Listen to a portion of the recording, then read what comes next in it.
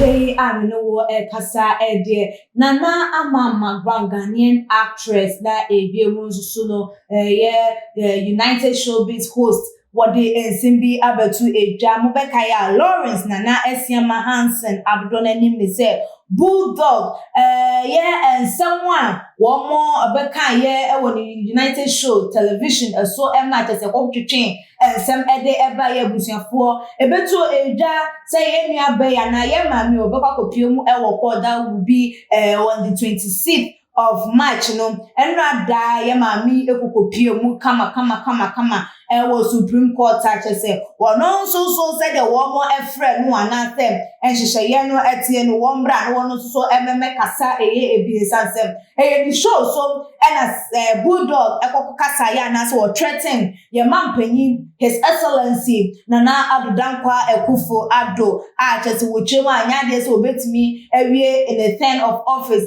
and am say men's go to one ensign some musika kwakoka edwem no victim no chese man okoka ensem bi ma chese empanifo hu ne se wakasa de etia mampanyi enunti so womra no memeyi ne ho ano na embra no ensuso ni se ne esena efata odo se bi na ifo ekokoso nimu twetwe na no enkomo ne nkonbo dis and veins obaye what the nensem ebetu ejam na enwa da ya mame na ama Mcbrown okoko piemu ewo no de ekoso no ena tese wo ba bonten wo de ebebetu ejam na wo chiremu na wo hu ne se bibia da ne kwanso wano esa se ye show so ena nipa no ebebe kan de ense enedin emfata nunti empenifo atunsa ede afrenum na eno nkyere se wo numum ena ye de ne kwakoto jail anase wo no ena wanya asem na emom se wo no na ye host na ye ni program so international oye prime suspect anase prime witness ede ema issue no anase ensem na ekọ so enunti okoko piemu ewo court na chese wo ni mpenifo ena ekoye na se de wo de nsem no etu edwane busia for man konkoshe video no embra ne ba ye beto aso. We're back from the court. Court am free back here. We went to court. Now you want to?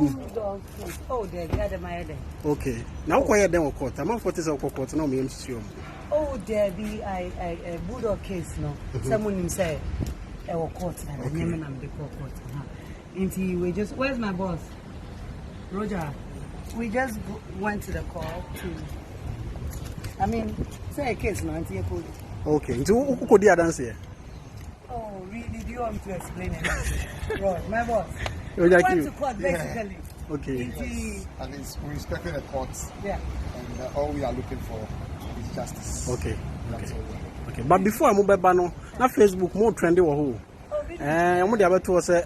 Court so when you not witness box in him. Facebook. We said to be a court. Okay. We went there as invited by the court. Okay. Invited. Okay. Johnny case not anyway. Okay. To the first match. Okay. Monday again. Okay. Whatever. Okay. We have to. Okay. Banana my who catch that man for say BBI okay. Oh, BBI okay. There's nothing to fear. Okay. You say I'm renting a court. Okay. And you BBI na you can't tell more but I think say we are fine. The Saturday you share United Showbiz a problem be any. There be problem in United Showbiz. Okay. Oh, there be. Okay. To be honest, a man call seminar menu asam. Okay. Many Bulldog over the show no so. And I say baby, one can say until the beer was pure. Okay. Random and me show. Until no say me call.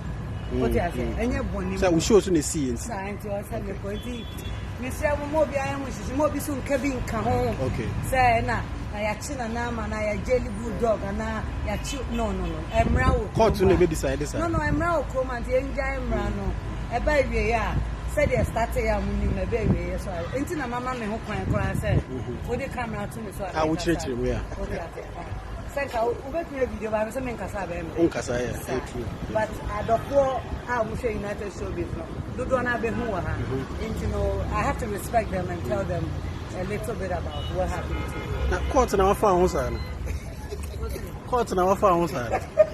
Da kumbe sa na mo phone na bobo na sai. That me be sa. Na mo phone. I should. Roger Q Production. Charlie. Thank you, boss.